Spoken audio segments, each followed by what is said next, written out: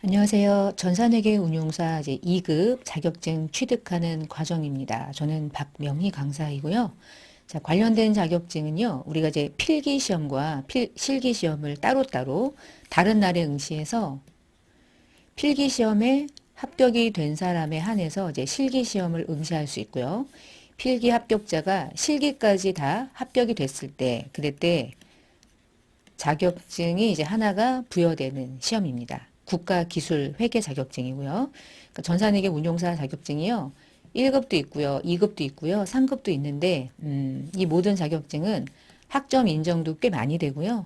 그리고 이제 공공기관에서 뭔가 점수로 환산해서 이제 점수로 채점해서 뭔가 이제 인정해주는 부분들도 꽤 있어요. 그래서 많은 학생들이 취득을 하고 관련된 자격증은 필기가 합격된 사람이 실기시험을 보는 자격증이기 때문에 어느 정도 이론적인 부분이 이해가 안 돼 있으면 실기시험은 아예 응시할 수가 없게 되겠죠. 아무래도 필기에 대한 부분이 이해가 됐을 때 실기시험을 볼 수 있으니까 자격이 부여되니까.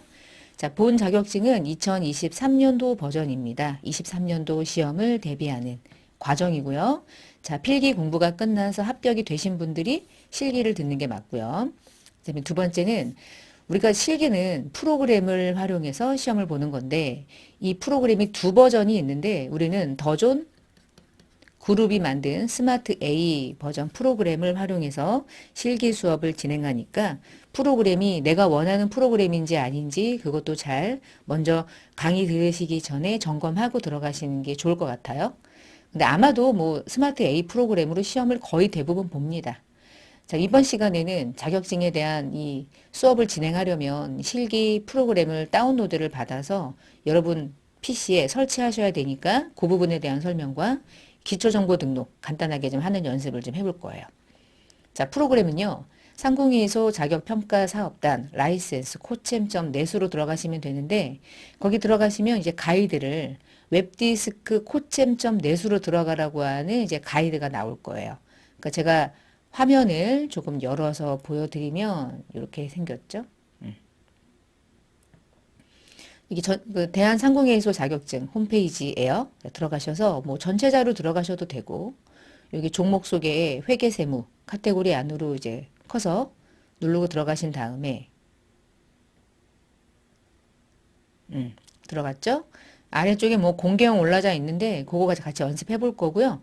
자, 위에 보시면 관련 자료 안에 전산 2023년도 버전 모의 문제와 프로그램을 어디에다가 업로드해 뒀는지 관련 사이트를 이 공지사항에다가 올려놨을 거예요.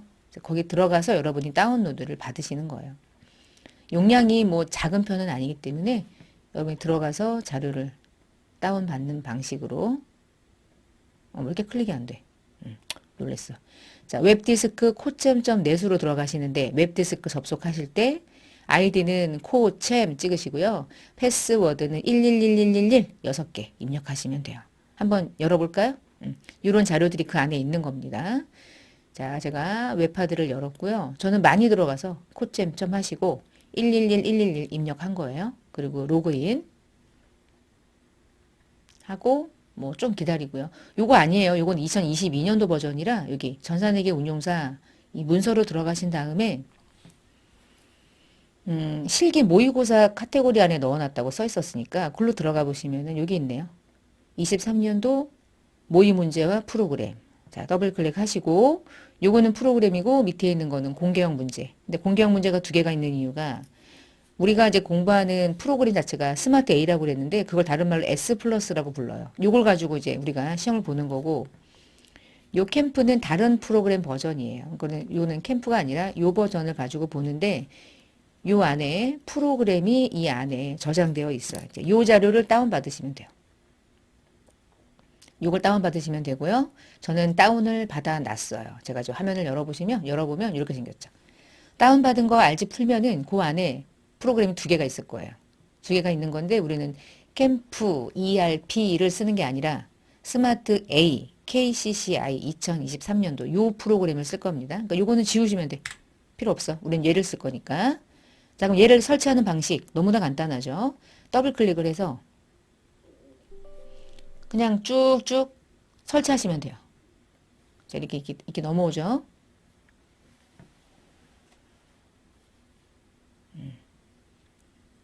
자, 처음에 다운을 받고 설치할 때요. 동의합니다 누르셔야죠. 공짜로 쓰는 거니까. 자, 동의합니다 누르시고 다운 버튼 누르신 다음에 프로그램은 프로그램 자체가 더 좋은 비주얼 스마트 A KCCI라고 하는 C 폴더 안으로 자동으로 설치된대요. 그런가 보다. 그리고 다음. 자, 그리고 중간에 이런 메시지가 뜰 거예요. 우편번호 DB를 포함하면 시간이 좀 걸려요. 그러니까 포함하지 말고 그냥 하셔도 돼요. 아니요. 하셔도 돼요. 아니요가 조금 더 빨라요. 네 하든 아니요 하든 큰 차이가 없어요. 그러니까 그냥 그렇게 눌러놓고 설치 버튼 눌러놓으면 이제 그다음부터 설치는 프로그램이 알아서 자동으로 여러분 바탕화면에 아이콘 만드는 것까지가 지금부터는 자동이니까 그냥 걸어 놓으시고 잠깐 커피 마시고 돌아오시면 돼요. 자, 좀 기다려 볼게요. 저도. 예, 이제 진행 중인 거 보이시죠? 이 프로그램 자체가 용량이 되게 크진 않은데 또 버전에 따라서 인식이 안 되는 경우도 있으니까 잘 설치를 한번 해보세요. 뭐 특별히 어렵지는 않으실 거예요. 그리고 쭉 설치가 돼서 이제 마지막에 다 100% 완료가 되면 바탕화면에 이 프로그램을 실행할 수 있는 아이콘이 자동으로 여러분 바탕화면에 자동으로 생성이 될 거니까 바탕화면 마지막으로 다 설치가 끝나고 났을 때 바탕화면에 아이콘 생성되는 거를 잘 보셔야 돼요. 자, 거의 다 끝나가죠. 끝났어. 자, 끝났고 마지막에 이제 완료 버튼 누르시고요. 자, 기다리고 나면 바탕화면에 이렇게 생긴 아이콘 하나 만들어지죠. US 플러스 실무 교육 프로그램. 자, 이게 스마트 A 버전 프로그램입니다. 자, 들어가 볼게요. 여기까지가 이제 가장 중요했던 거예요. 그러면 이제 여기서 더블 클릭해서 프로그램을 열어보아요. 자, 이렇게 생겼죠. 이제 23년도 버전입니다. 뭐 큰 차이는 없는데 하여간 자, 그러면 회사 코드를 조회하고 싶다. 그럴 땐 오른쪽에 F2 검색키를 눌러서 내가 원하는 회사를 조회하셔야 되는데 문제는 프로그램은 새로 깔았는데 백데이터 내가 이제 이 안에 들어가서 입력할 수 있는 어떤 데이터는 한 번도 활용해 본 적이 없으니까 이번 시간에 이 안에 들어갈 수 있는 다양한 정보들을 기초 정보들을 등록하는 거예요. 여기까지 하셨죠? 요걸 그냥 그대로 두시고요. 이제 화면을 가지고 교환을 좀 볼게요. 설치가 됐으면 자, 운용사 2급 실기 시험에 몇 가지 특징을 좀 잡아야 되는데 이 실기 시험은요. 전체 100점 만점 점수 중에서 70점 이상일 때 이제 합격이 되는 시험이에요. 70점 이상. 근데 100점 만점이 어떻게 구성이 되어 있냐면 운용사 2급이죠. 2급 실기. 2급은 제품을 제조하는 회사의 원가 시스템, 원가 프로세스도 물어보기 때문에 시험이 두 과목으로 출제가 돼요. 하나는 재무회계편, 두 번째는 원가회계편. 데이터가 아예 달라요. 예를 들어서 제가 3번 데이터를 가지고 활용한다. 그러면은 원가관리에게는 다른 회사 데이터를 가지고 활용해요. 이유가 재무회계는 상기업 입장에서 상품을 사고 파는 기업의 회계 처리만 물어보고요.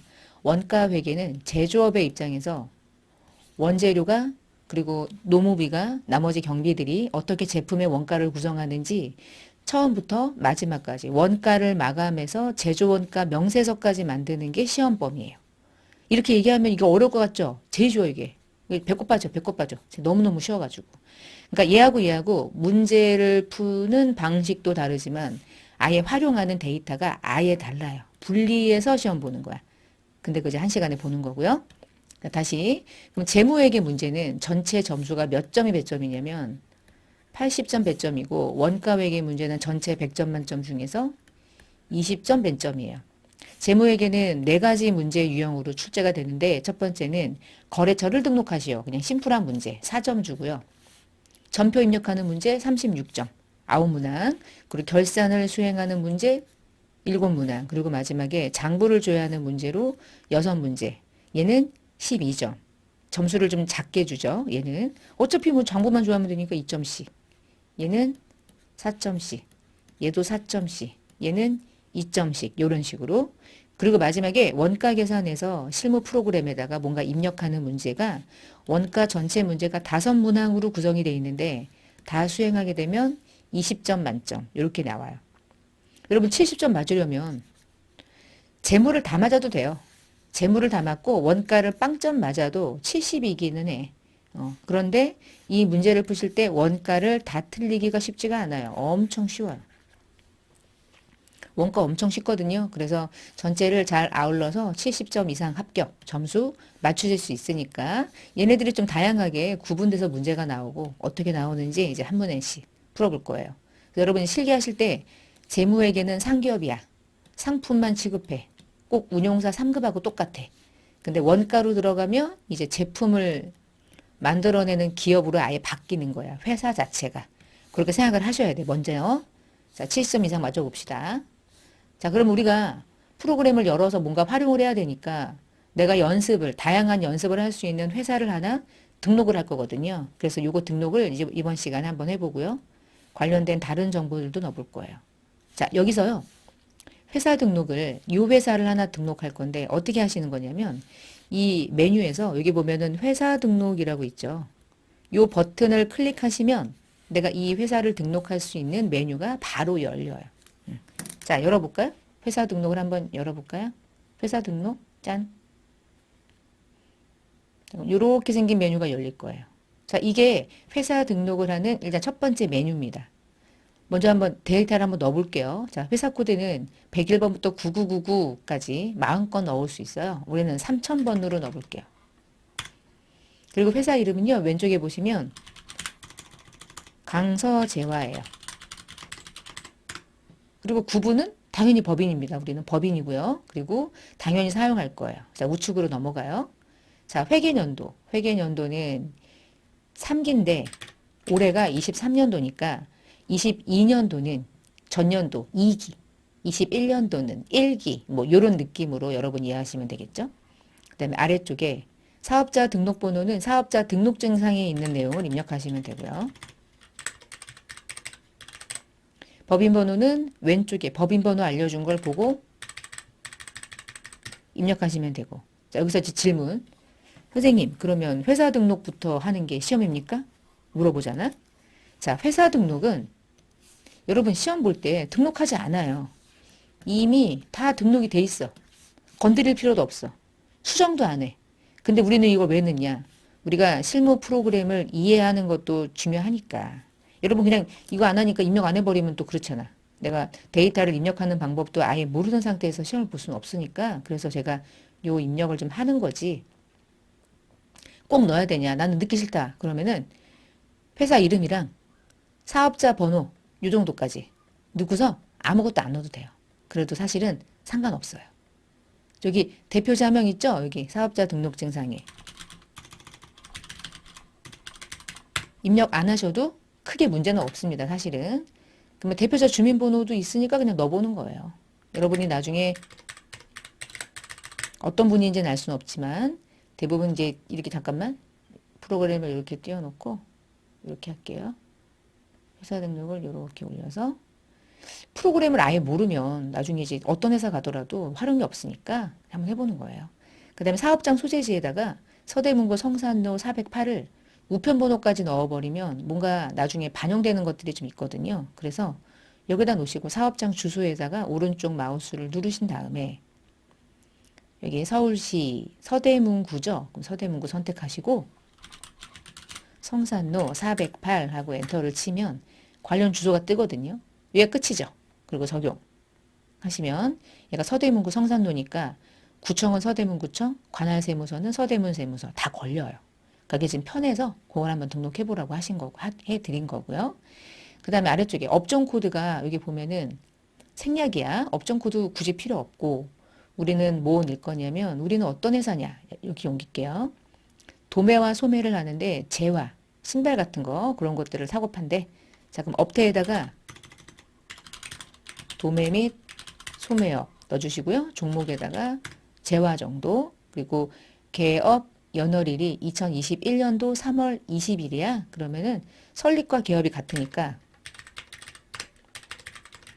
이 정도. 그리고 사실은 여기 우편번호 저기 이메일 주소 있잖아요. 이메일 주소는 여기 추가사항에 입력을 하시면 돼요. 여기다가. 입력하셔도 되고요. 안 해도 돼요. 상관없어요. 왜냐면 여러분 시험 범위하고는 사실 시험하고는 무관하기 때문에 굳이 입력하라고 제가 막 권하진 않아요. 근데 기존 정보는 있어야 되니까. 여기까지입니다. 끝. 자, 그러면 이제 기본사항 다 넣었죠? 그럼 우리는 연습할 수 있는 회사가 하나 생긴 거예요. 자, 메뉴는요. 나가는 방식 닫기 누르셔도 되고요. X 누르셔도 돼요. 자, 빠져나가신 다음에 다시 이제 이 회사 코드에서 아까는 회사가 없었지만 우리가 지금 바깥 메인 화면에서 회사 등록이라는 메뉴를 활용해서 회사 등록을 했던 걸 이제 불러오는 작업을 해봅시다. 우측 상단에 검색키 누르시면 이제 강서재와 조회되죠? 자, 확인하고 들어가면 돼요. 그러면 내가 이제 이 프로그램 안으로 들어간 거죠. 이렇게. 여기까지 들어간 거야. 잘하셨어. 끝. 자, 왼쪽에 메뉴가 4개가 있어요. 회계, 인사급여, 물류관리, 법인조정. 이렇게 4가지 메뉴가 있는데 이제 이 메뉴들을 어떻게 활용하는지 연습을 해볼 거고요. 지금은 회사 등록 하신 거예요. 자, 페이지 넘겨서 시험은 재무회계 문제와 원가회계 문제, 문제가 두 문항으로 출제가 되는데 재무회계는 상기업이고 원가회계는 제조업이다. 이게 이제 핵심이야. 그러면 이게 이제 무슨 말이냐면 상기업은 주로 매입하는 게 상품밖에 없고 주로 매출하는 게 상품 매출인데 제조기업은 주로 매입하는 게 달라져. 매출도 달라져. 그러면 이 기업과 이 기업에 따라 주로 사용하는 계정 과목이 다르겠죠. 자, 그것들을 세팅해 놓는 메뉴. 그걸 세팅해 놓는 메뉴가 요건 거예요. 환경 설정. 그럼 환경 설정에 회계 1 한번 클릭해 보세요. 회계 1 갖다 놓고서 클릭해 보시면 기본 계정이요. 매출과 매출 채권, 매입과 매입 채무가 상품 매출이 주된 매출, 주된 외상 채권은 외상 매출금, 주된 매입은 상품, 주된 매입 채무는 외상 매입금 이렇게 세팅돼 있거든. 환경이 이렇게 설정돼 있어. 이건 어느 기업이랑 맞는 환경일까요? 상기업이죠. 자, 우리는 지금부터 재무회계 중심으로 상기업의 입장에서 할 거라서 재무회계는 이게 기본적인 계정이란 뜻이에요. 그냥 보시면 돼. 눈으로 싹 보고 그렇구나. 알겠어. 끝.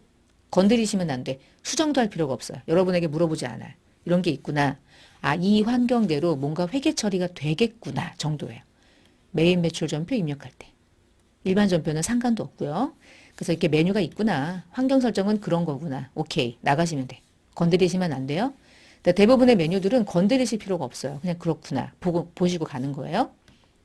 자, 그럼 이제 거래처 등록부터 할 건데 잠깐 메뉴를 좀 크게 보고 몇 가지 조금만 추가적으로 설명을 좀 드리면 메뉴가 회계 툴, 인사급여 툴, 물류관리 툴, 법인조정 툴 4가지의 툴로 구성이 되어 있는데 우리 운용사 2급 시험은요. 요거랑 요것만 쓰는 거예요.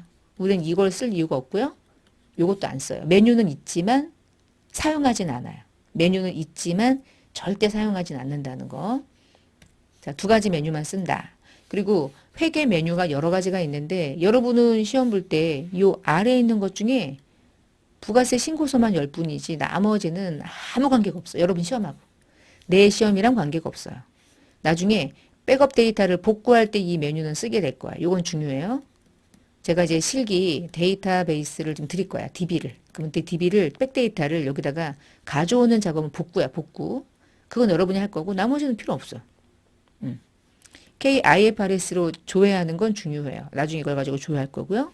자, 우측에 결산할 때 자동 결산은 이걸 가지고 쓸 거고 장부 중에 시산표는 여기도 있고 여기도 있는데 하여간 중요하고 나머지는 그냥 일반 재무제표고요. 얘는 고정자산 등록 중요해요. 시험에 거의 대부분 한 번 정도 나올 거고요. 제일 중요한 거는 일반 전표하고 이제 매입 매출 전표. 나머지는 이제 장부 조회할 때 활용하는 거. 여러분 사실 이 왼쪽에 이번 시간에 기초정보관리 활용하는 건데요. 기초정보관리 중에서 이미 회사 등록을 한번 봤죠? 환경 설정 봤죠? 근데 보는 거예요. 여러분 시험에 안 나와. 여러분 시험에 나오는 기초정보관리는 거래처 등록이에요. 나머지는요. 시험에 안 나옵니다. 안 나오니까 그냥 간단하게 볼 거예요. 굳이 뭐 안 나오는 것까지 목숨 걸고 외우실 필요도 사실은 없어요. 시험이잖아. 만약에 이게 실무 수업이면 실무에서 현장에서 회사에서 이 프로그램을 활용해야 된다. 그럼 다 이해해야지. 다 해야죠, 다. 안 하면 안 되죠. 근데 우리는 시험이잖아요. 그러니까 제가 이제 오래 강의하다 보니까 시험 목적상의 강의에 너무 실무적인 부분을 설명해주면 좋아하시는 분들은 실무에서 일하는데 시험도 봐. 그러면 좋겠지.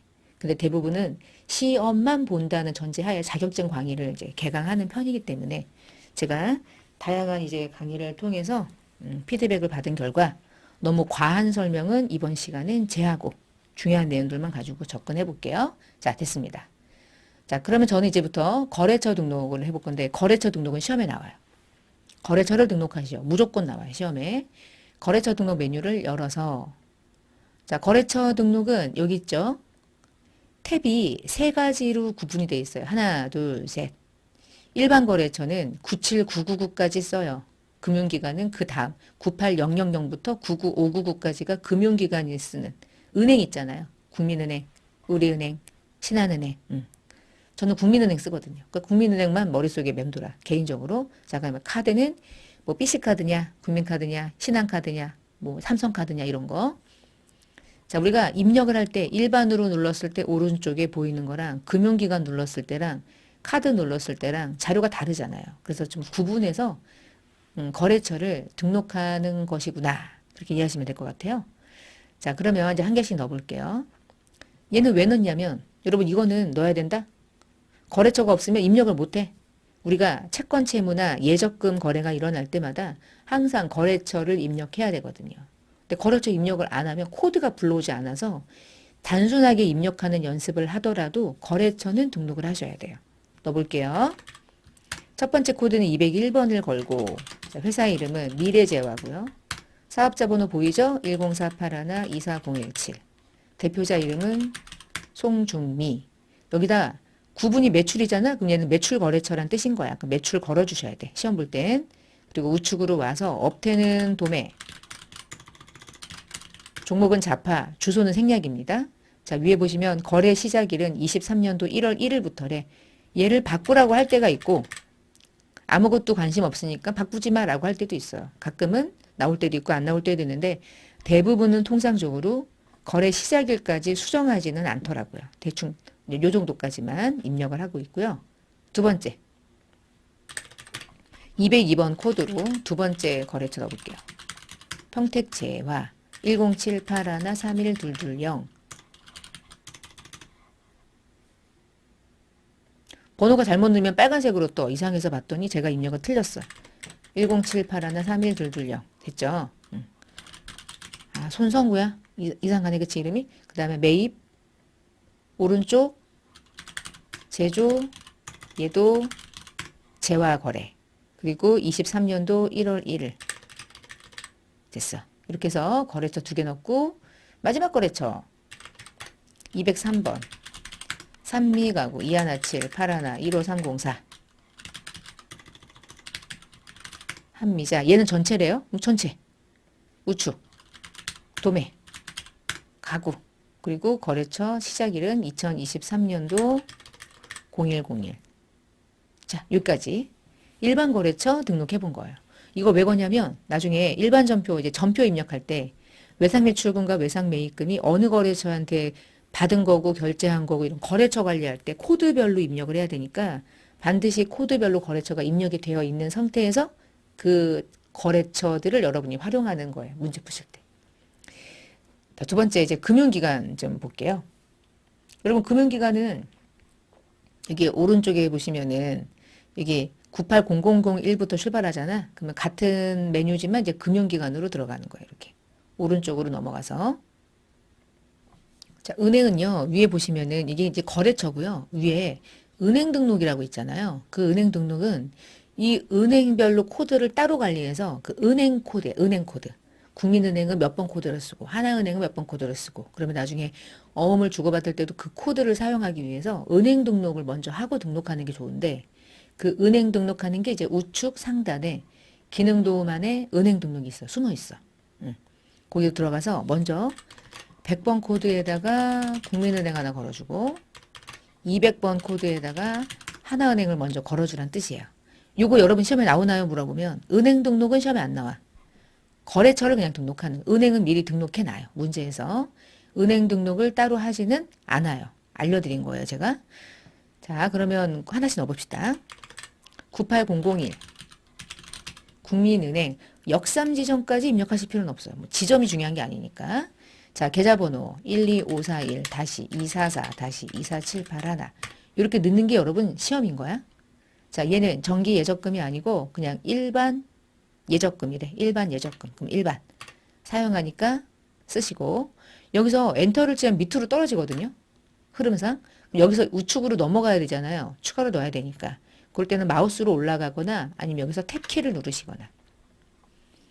자, 계좌번호는 입력이 됐고 지금 얘는 국민은행이잖아요. 그럼 계좌 개설점에 누르시면 우리가 방금 전에 입력했던 그 은행 코드를 코드별로 선택할 수 있게 떠요. 국민은행 걸어주시고요. 그 다음에 우측에 지점을 넣을 건데 지점이 아까 누구였냐면 역삼 지점이었죠. 이렇게. 자, 예금 종류는 입력하시는 거예요. 보통예금. 보통이고요. 이자율은 3%고 계좌 개설 일자가 23년도 12월 1일이네. 여기다가 23년도 12월 0일. 해지는 아직 한 적 없죠. 여기까지. 이거 하나 등록한 거야. 거래처. 한 번 더. 98002 하나은행 254 3658 36587 다시 3512 얘는 정기 예금이네요. 정기 예금. 그럼 좀 바뀌죠. 우측이. 자, 정기 예금 것이고 우측으로 와요. 계좌 개설점 하나은행이죠. 선택. 역삼 노년지점. 그 다음에 예금 종류는 정기 예금. 정기 예금. 그 다음에 만기 수령일이 언제냐. 만기 수령일을 굳이 입력하라고 하지 않으면 사실은 여러분 입력할 수가 없어. 해지가 되는 게 이날인데 만기가 언젠지 이날이 만기인지 해지를 이때 할 건지 만기 수령일이 별도로 있지 않으면 굳이 입력하실 필요 없고요. 만기 때 얼마를 받느냐도 몰라요. 모르면 패스. 이자율은 줬어요. 연 5%. 그러면 뭐를 넣냐. 마지막 개설일과 계좌 해지일자. 요건 있네.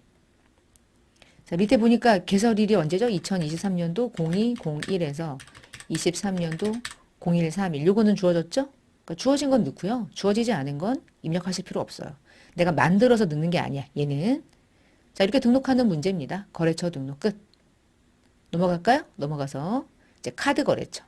카드 거래처는 카드와 관련된 정보에서 중요한 거는 예를 들면 카드 넘버나 카드가 돈이 들어오는 카드인지 내가 물건을 살 때 쓰는 카드냐 그런 게 중요하거든요. 자, 첫 번째 국민카드 코드는 99601 이름은 국민카드. 자, 번호부터 넣어볼까요?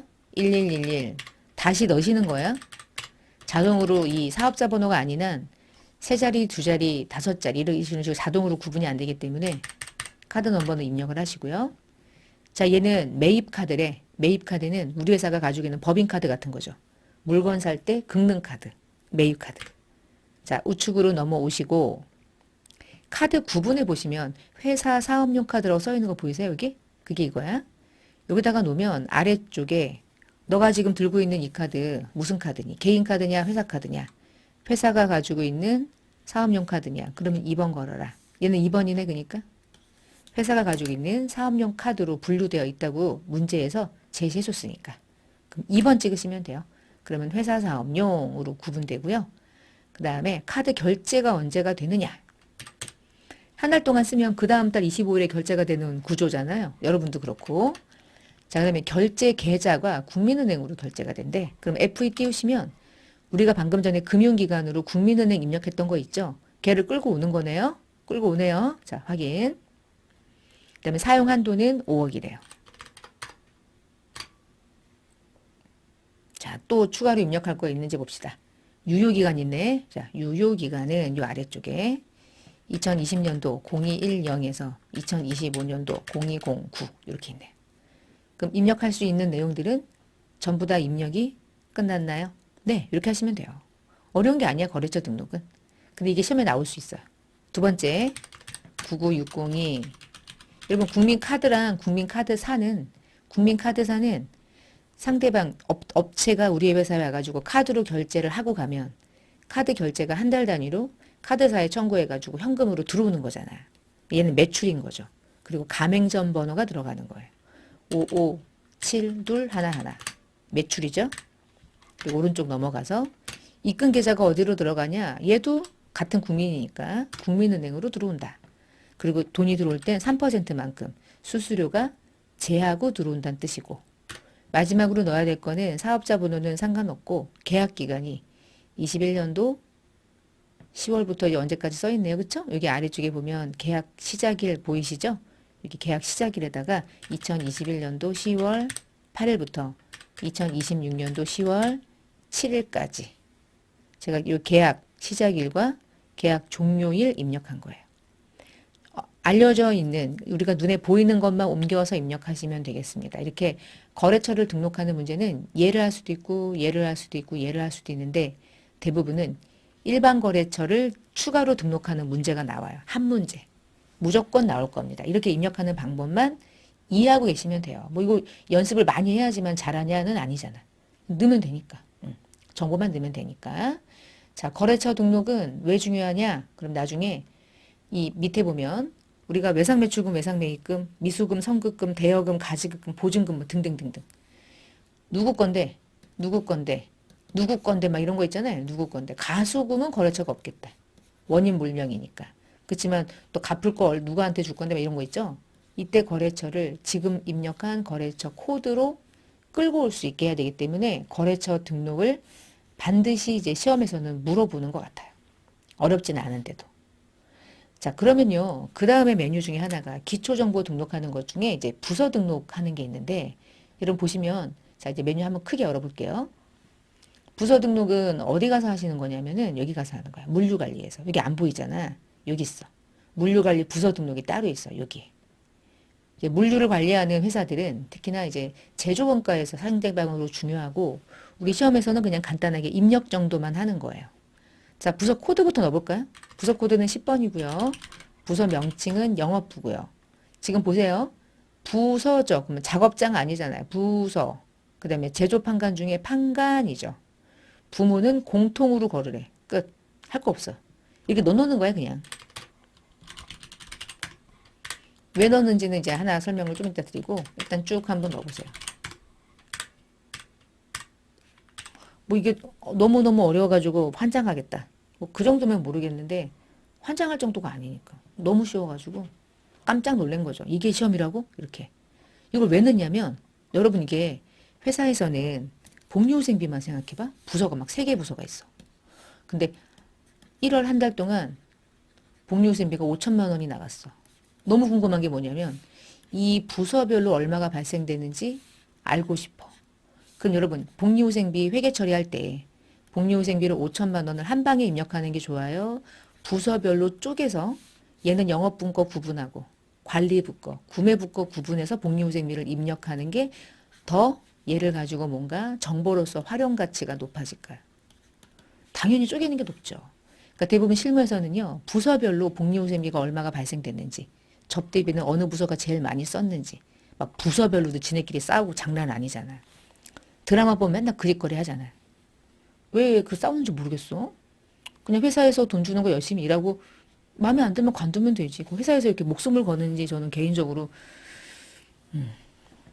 회사에 돈 벌어주는 일이잖아요. 그렇죠? 드라마 보면은 그렇지 않나? 전사원이 되게 열심히 일해. 부서장들, 이사들이 장난 아니야. 근데 결국은 회사의 주인은 누구예요? 회장님의 딸내미지 뭐. 딸내미가 회사 전반적으로 다 관리하는 거잖아요. 공부도 더럽게 못하는 애가.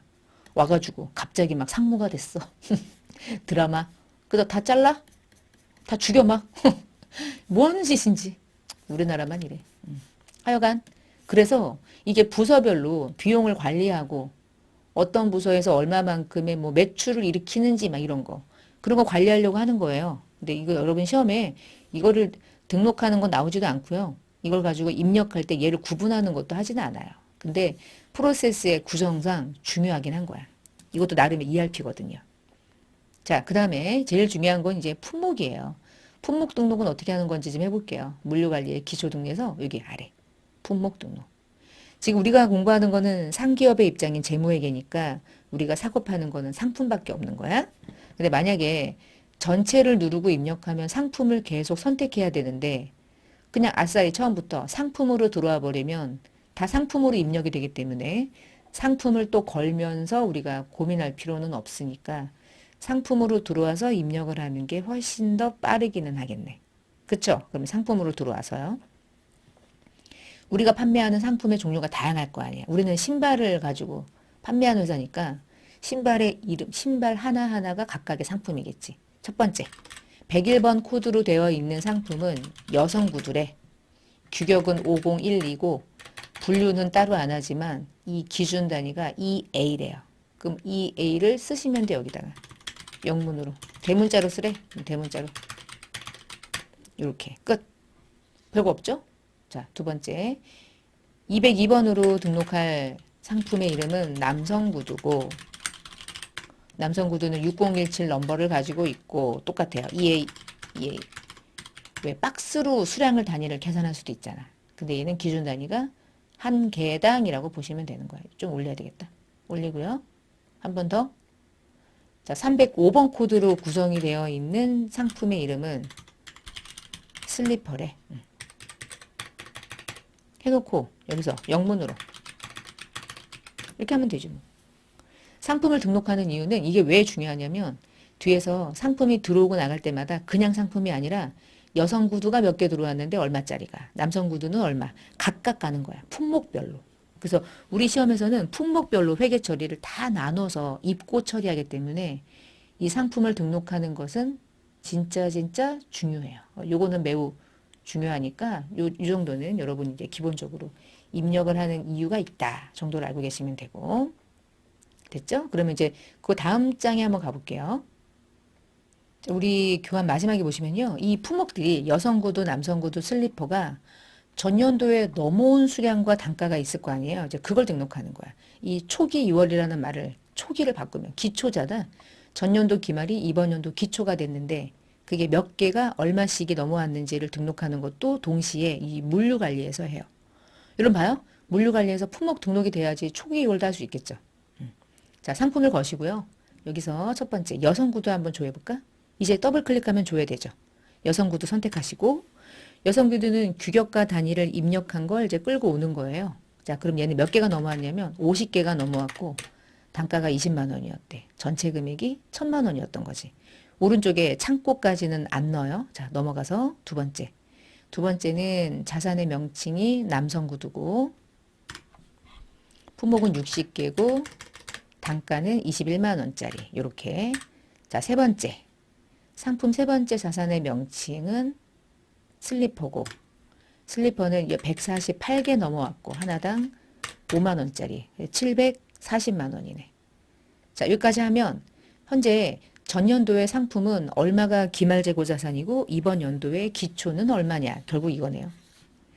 근데 봐요. 금액은 얘인데요. 수량이 258개고요. 그 258개의 수량에 해당되는 품목 자체가 다 다르죠. 얘는 50개, 얘는 60개, 얘는 148개 이런 식으로. 그러니 이거를 관리하지 않고 그냥 3천만 원으로 막 분개 던져? 안 돼, 안 돼. 이게 상품이라고는 부르지만 상품의 계정 과목 안에 다양한 품목이 있잖아. 사실 실무에서 더 중요한 건 상품의 금액보다 얘가 중요하죠. 얘가 더해지면 그냥 상품이 되는 거니까. 그래서 품목에 대한 등록하는 것은 언제나 아주 중요한 등록사항이라고 생각하시면 돼요. 자, 이번 시간에는요. 기초정보 등록을 한 거고요. 물류관리에서는 여러분이 알아야 되는 메뉴 중에 하나가 품목 등록이고 부서 등록이고 자, 회계 모듈에서는 회사 등록은 뭐 여러분 하실 필요가 없어요. 이미 회사가 등록이 되어 있을 테니까 거래처 등록 정도 여러분이 이해하시면 되겠습니다. 이번 시간은 프로그램을 설치하는 것부터 기초정보 등록 아주 간단한 기초 과정을 같이 한번 학습을 한 거고 자, 그러면 다음 시간에 지금 우리가 강서재화로 회사를 설정해서 등록을 했으니까 강서재화로 다시 한번 다양한 프로그램이 어떻게 구동되는지 연습하는 시간은 다음 시간에 갖겠습니다. 이번 시간 이렇게 마치도록 하겠습니다. 감사합니다.